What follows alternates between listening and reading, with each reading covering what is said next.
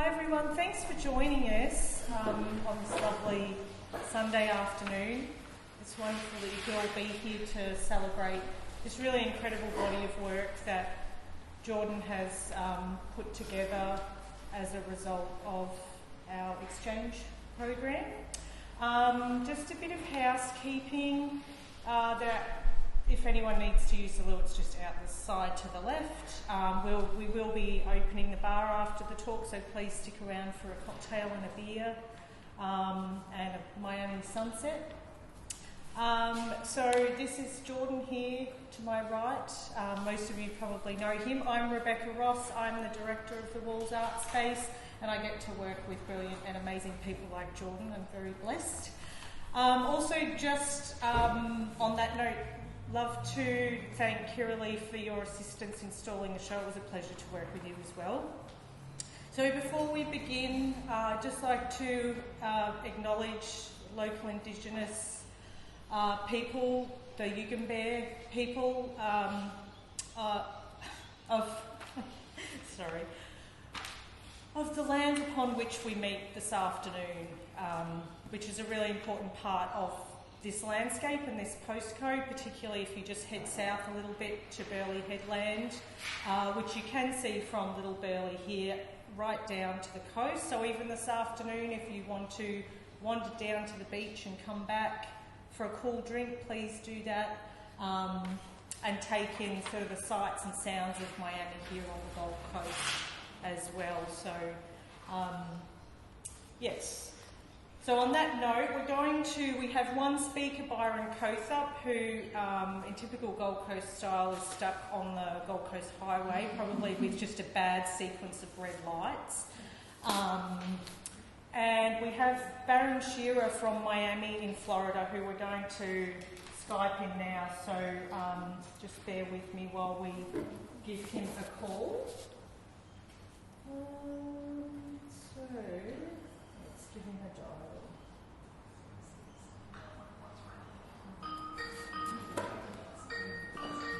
You won't be able to see us. Hey, BARRON! You're back at the Walls. How are you? Hey, how are you? And in classic screen scope culture as well. Yes, that's fine. Let me see if I can get back. I don't see you guys. Let me see. Oh, yeah. No, I think it's us. Oh, there we go. Hi. Hello. G'day. And this is our lovely Walls audience. So, welcome, BARRON. It's so great to see you again. And I guess you more recently saw Jordan in Miami. Yes. How are things in Miami over there? I know it's about midnight in the evening, isn't it? It's a little lavatory 11 p.m. Okay.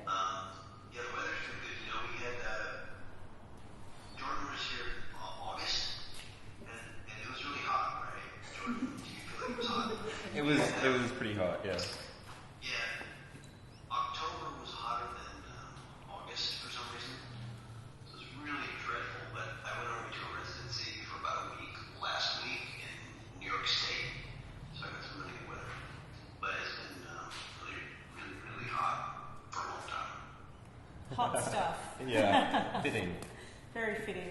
So, what we thought we'd do is I thought I would just give a bit of background to the program and then really hand it over to Jordan and yourself, and BYRON's just running a tiny bit late, so he'll be dropping in soon. So that really is an artist-led conversation. I know Jordan's got a lot to talk about with this body of work and some insights about being in Miami, in both Miamis actually. So pretty casual conversation, just feel free to drop in with anything you feel like adding along the way. Sounds good.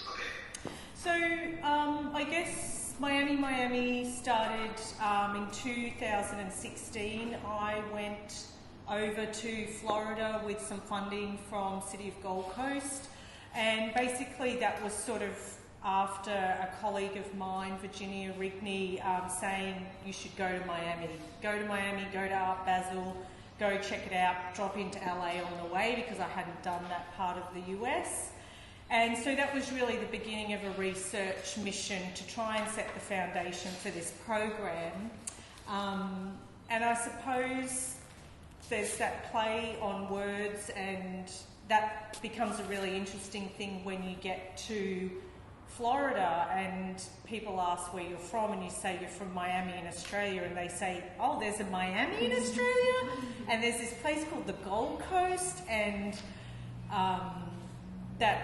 that's what this place is named after, but people over there don't know that. And in fact, it's not just a namesake. There's these architectural alignments as well, and if you go up to Broad Beach, it very much looks like downtown Miami with the monorail and the high rises and coloured lights and things like that. And it's been appropriated throughout kind of the suburbs as well, like Palm Beach, but also in Miami just down, you can see it from here, it's like Miami Ice and Miami Rice, and there's all these... Miami Rice. So I guess that was the beginning of the program. I did this sort of recce where I went to a few different galleries and Art Basel and different institutions, ICA and the Windward Walls and all these places, just to get a feel for this other Miami, and then to sort of try and set up some conversations around contemporary art between the two places. So that for me was really understanding the locations and what confluences might exist between the two, and then from there to hand it over to consecutive artists across 3 years now to sort of go and explore that for themselves. So the first year was BYRON COATHUP, with each kind of exchange then resulting in some kind of solo exhibition. So we'll get Byron to talk a bit more about that when he arrives. However, following Byron going over to Miami, he sort of set up this really great working relationship with Barron, who at the time was at Obsolete Media Miami. Barron, do you want to talk a tiny bit about that and then what you're doing now in Miami? Yeah, sure. I had a community project called Obsolete Media Miami, and I was just students were analog media techniques. There's a lot of collecting media that may or may not relate to the area. Primarily, mostly did, but that was a project. And now I have a solo studio thing happening, and then I'm anticipating funding of a project. I'll know in a couple of weeks, and that will be like a 2-year thing called Moving Image Alliance. It's where it'd be a creating contemporary art with analog and legacy media techniques. So we'll see in a couple of weeks. Okay.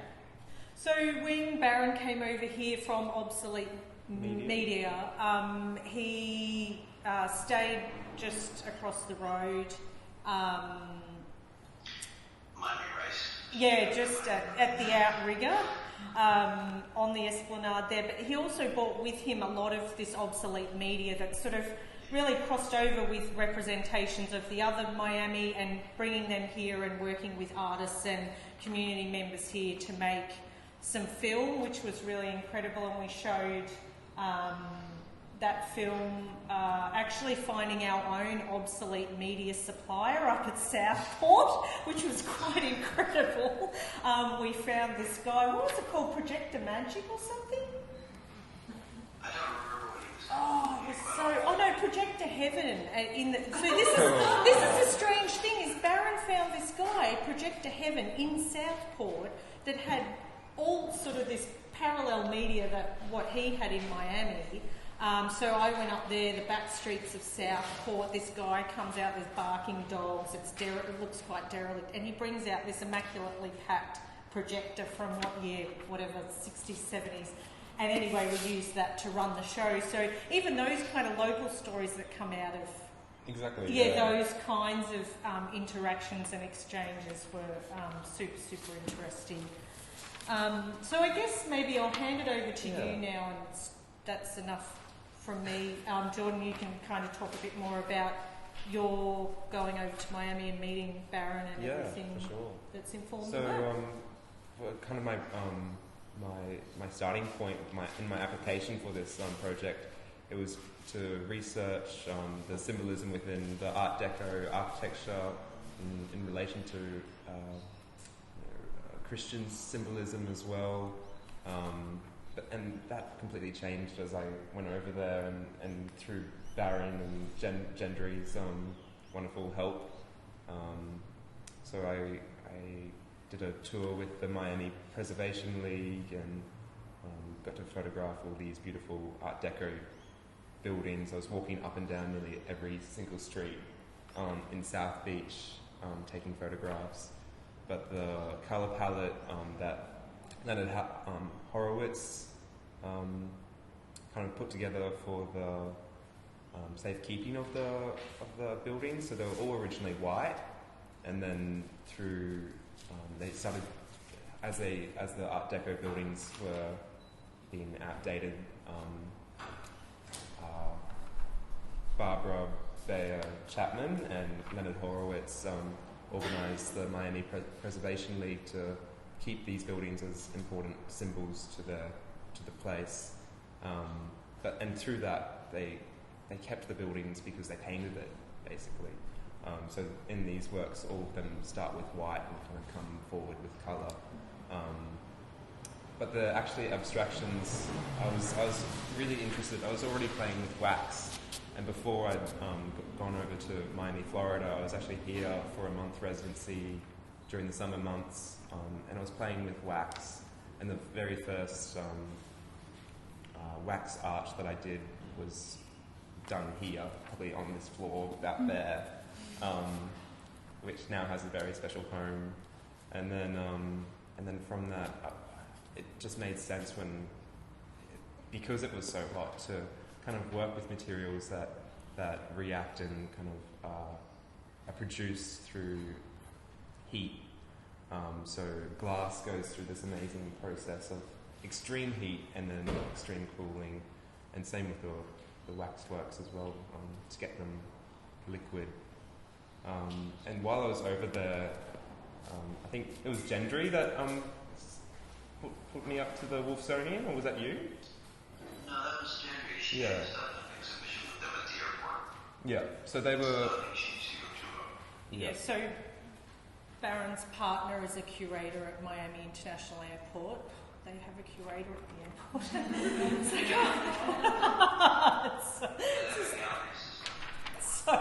Next level. And the public artworks are incredible. They have this fantastic glass installation that I was desperate to see, and I finally got to see because my flight was delayed.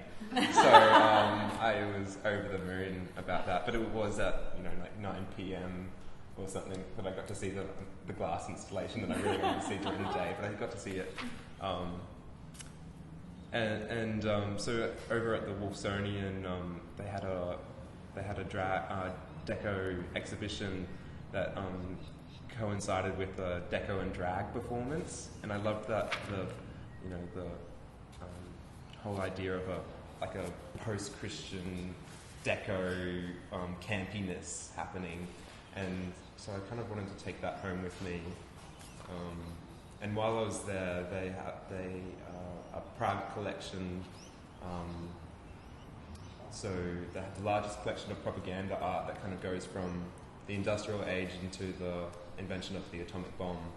And while I was over there, the first work as you walk in is named after one of the books I found there, which was published by the Queensland Art Gallery, which was back then the National Gallery of Queensland, of a donations book. And it was called Golden Book of Gifts. And this gold-plated book with encrusted precious stones from Queensland. And then as you flip the page, they have an e-system. If you look up on the Wolfsonian page, they have this incredible collection of books, not for the academic rigor, but more for the image and history that they're connected to. So you open the page and there's this poem about Queensland and the Queen of the North, and it has all these jacarandas and poncianas, which aren't native to Queensland. But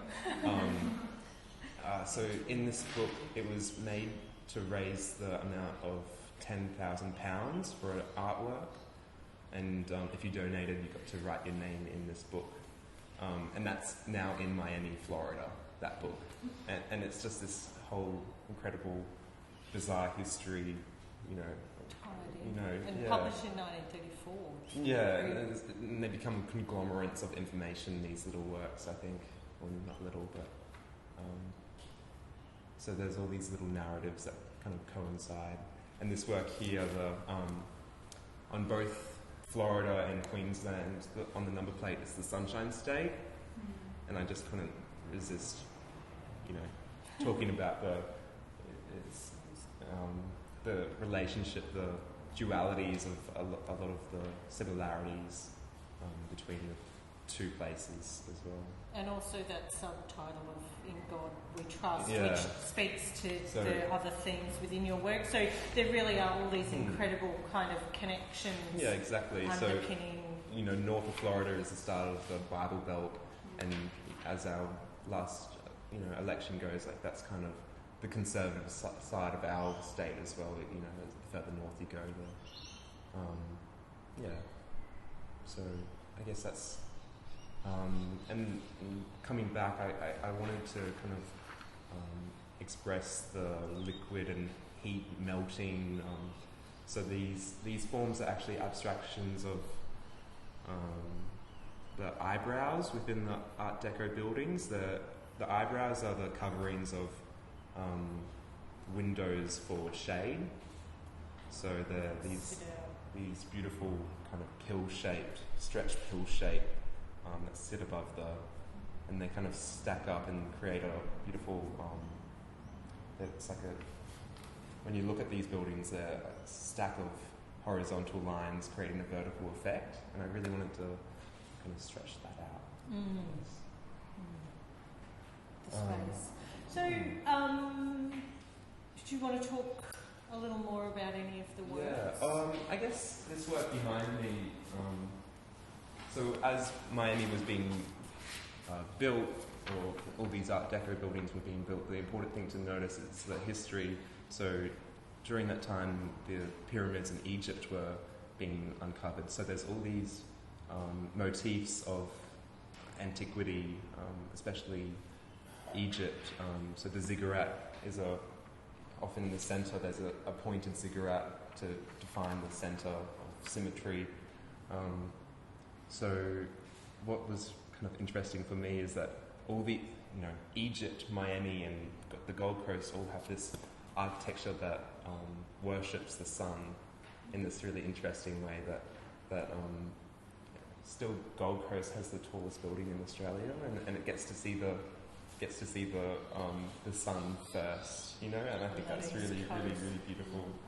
And that, I think that's that people in these places, worship the sun. They lay in it and soak it up, and they go there to feel good about themselves. And I think that's what I'm trying to communicate in a context. Yeah, no, and I think you've done that really well in a really uncouth kind of thought. I just thought how up in Surfers Paradise we have not only a waxworks, but we have a mini golf that's themed around Egypt. So it's like there's these other kind of tourist connections to do with theme parks, and I guess that's part of at the walls what we're trying, or where our point is to be engaging, not entertaining, but by default sometimes there is an entertaining element because you're connecting back to this landscape where there's so many weird and wonderful things happening. I just want to say there's a really fantastic essay on the room sheet by Lisa Bryan Brown as well that covers a lot of these themes. So make sure you have a read of that too. So getting back to this idea of Miami and talking about the Gold Coast, Barron, it'd be great to reflect a bit on your experience coming over here, having never been to Australia before. Right. I think I was there for about 10 days. And it was there's a Superman comic in the 70s where they had like these alternative sort of universes. And it reminded me a lot of that. It was called like Bizarro Earth. And so when I came over, it was like Bizarro Miami. Because it was really kind of offbeat. Took me a couple of days to sort of get acclimated, after the flight. There's my Yes. Sorry. There you go. Hey, yeah, I like it though. It was a lot slower than what I'm used to. The change of pace that the install, I was very kind of casual. And in the end, what I did was a workshop that Rebecca mentioned, where we made a cameraless film and we projected it. And I brought a lot of video. I think I brought some film loops, and we made kind of a multimedia installation. But I really enjoyed it. It was lots of fun. So what about some of those parallels or not between the two? Was there anything that was it strange? It must have been, I think Visually, it's kind of superficial. I mean, I see the sort of connection to the sort of the development that came maybe 20 years or so after Miami, Florida was a trendy thing, in media. And so soon after, I guess, post-war, it's when it kind of popped up where you're at. So visually, except for sort of the I didn't really feel any humidity while I was there. So compared to I kind of see it, but I wasn't really feeling it. And also just sort of this tourist-based economy was really kind of apparent to me there, as it is here. What's kind of happening with the art scene here, and I'm sure there, is art. It's becoming more valuable to tourism. It's like a big thing, like we mentioned earlier. There's a gallery system at the airport, and that's because trying to sort of diversify the economy that's happening here with art. Interesting. So we should welcome Byron Coathup. With just So sorry I'm late. Mixed up. Did you? I guess we wanted to ask you about your experience in Miami, what you went there for, and what you kind of ended up taking back. Yeah, absolutely. It's an eye-opener place for sure. I have so many similarities to this place as well, but I guess I feel like Miami a bit more mature in some sense as well. And Which one? The other Miami, so Miami, Florida. Not our Miami, but in some sense, maturity comes with knowing who you are, and I feel like I think the Gold Coast and Miami as a suburb, they're kind of finding their feet now with knowing who we are, and our history here probably is a little smaller than Miami, but there was funny similarities when I did go over and I met Barron, and Barron taught me a bunch about, he hooked me up with going to the Wolfsonian Centre, and there was lots of similarities in history and the way tourist Mecca becoming, and the old people moved in, and then it they got kicked out, and then it became the young people grooms came in later, and also Barron taught me a little bit about architecture with Art Deco, and then when modernism came in, Art Deco was considered to be ugly, and it was they wanted to tear these things down, but I think it went through a sort of recession, and then they kind of, you know, those buildings that might have been torn down, like if it, you know, things can happen, and you know, it's now like the icons of. That's the economy. And, and as like a visitor, because like that's, you know, we get to see this for a really quick hot second. We get the first, you know, immediate gut reaction to these things, which is, you know, they're celebrated, and we like, can't fathom even demolishing that, but then we have that as well here, I guess, as well, that, you know, a brutalist building on the Gold Coast that doesn't quite fit in, but, you know, somehow. Absolutely. And I mean, that kind of led to my research when I went over in 2017, was basically I hired a bike for a week, and I rode my bike around from South Beach all the way up to North. I think it's called North Beach. I'm not sure. What's it, Barron? It's right up north. Like, it's a little bit further. Is it a place called North Beach? I think. No, North Beach is about 70 blocks from South Beach. Yeah. And right. it's sort of, it was interesting to see the way the city had grown, and it was sort of building itself, and I'd even seen like old theatres that were sort of had lease signs on the front of them, and they were ready to be torn down, and they were being sold. And I kind of attached my Gold Coast, Miami, to Miami, Florida, with this kind of constant battle with developing and like building things and then tearing them down, architecture and, you know, like memories and the stories. And I guess that's when I came back to make work. I kind of sort of developed an installation that was based through like light and like I used scaffolding and some video work that I'd made over there,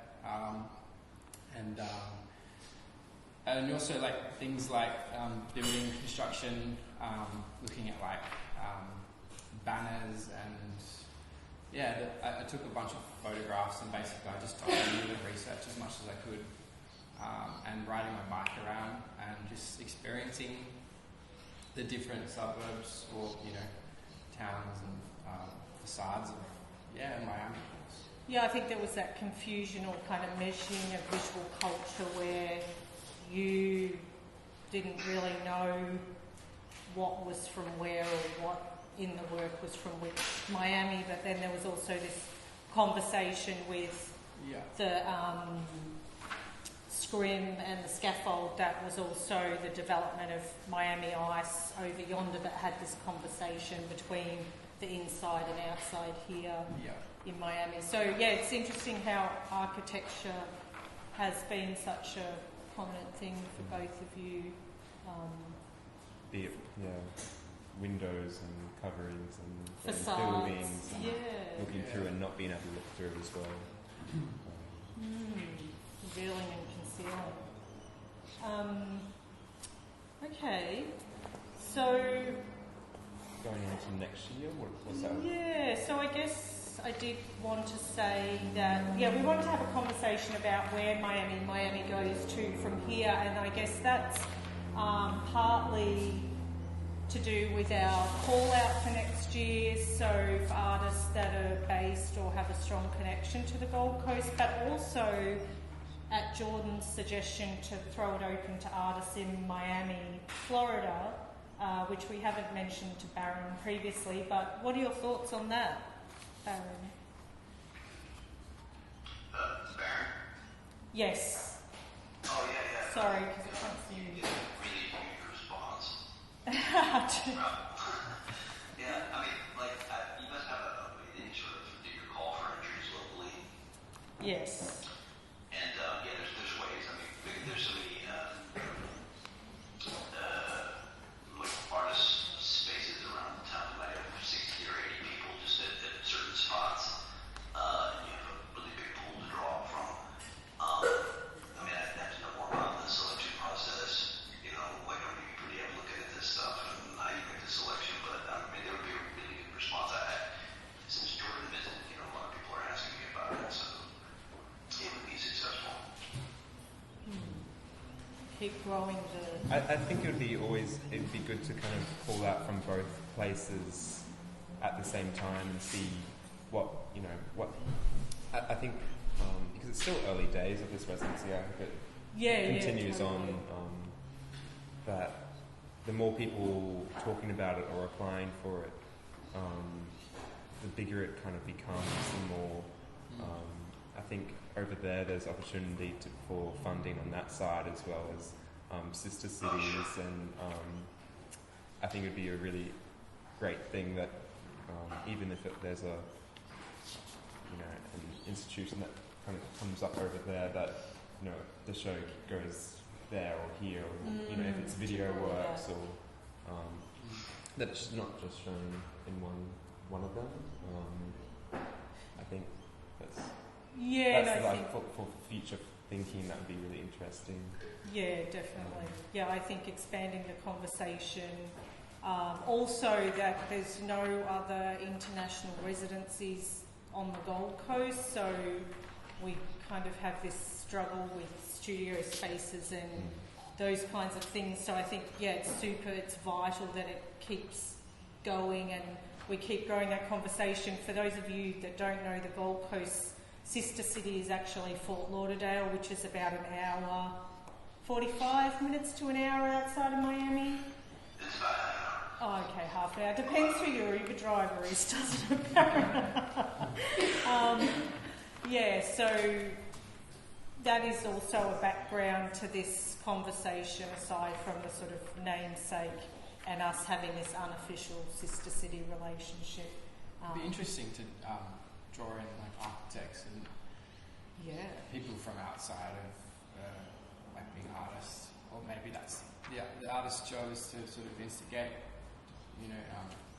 town planners and things like that, and really like get into like how they work, how it works, and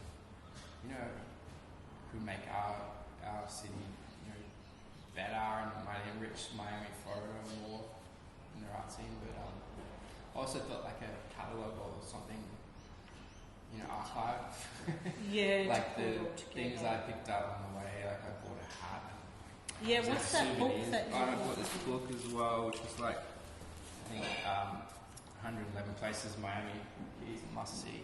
But it's like, I think there's a lot of, there's sort of remnants of the Gold Coast, which is like this.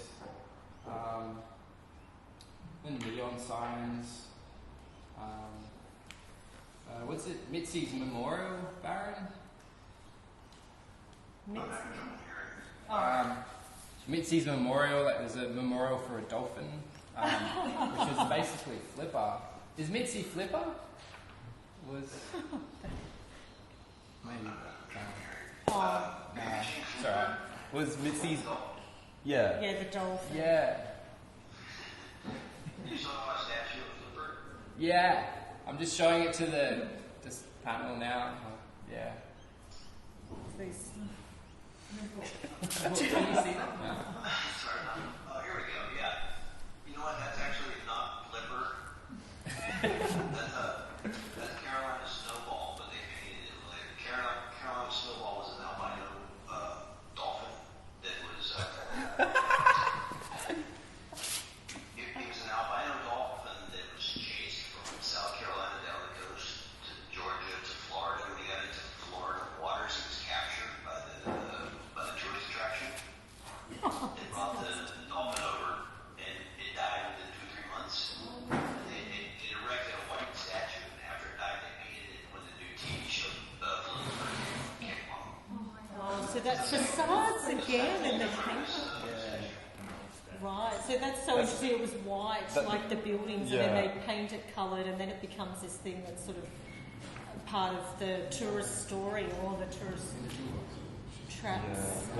So there's also like the it wasn't SeaWorld, but there was another kind of water-based performance stadium in Miami as well. What's that one called? Yeah, that's right. It's like SeaWorld. Miami Stadium. It's just gorgeous, but that's the one. It's actually owned by a family that owns the Wilsonian. It's like sort of the corporate side So there's I'm leaving this year anyway. So. Okay, if anyone wants to have a flick through, or thinking about going to Miami, or if you're thinking about applying for the exchange for next year, definitely thinking about what your research project might be, and definitely we'd love to receive those applications. I think, I mean, it's so incredible for me going over there and going to Art Basel and being amongst that, and then seeing artworks, enormous, one particular work by my all-time favourite artist, and it was enormous at this art fair, and I was like, wow, you know, it, we're in this small suburban seaside town that doesn't even have its own postcode, and then you go to Miami in the States and there's this legacy of Jean-Claude and Christo doing incredible site-specific works around the Keys and the islands and things like that. So we've definitely got a lot of space to grow here in Miami on the Gold Coast, and it's so great to have kind of other, you know, dedicated artists like Barron who have really been an integral part of the program and the ongoing conversation. So thanks, Barron, for staying up not only tonight to chat, but to always kind of keep that conversation going. And thank you so much for looking after me while I was there. That really made the trip. It was incredible. Thank you. So and to Gendry. Yeah. Should we see if anyone had any Questions? Or did anyone have any questions at all? No. I don't. That's one of my least favourite questions. How do you have the people themselves?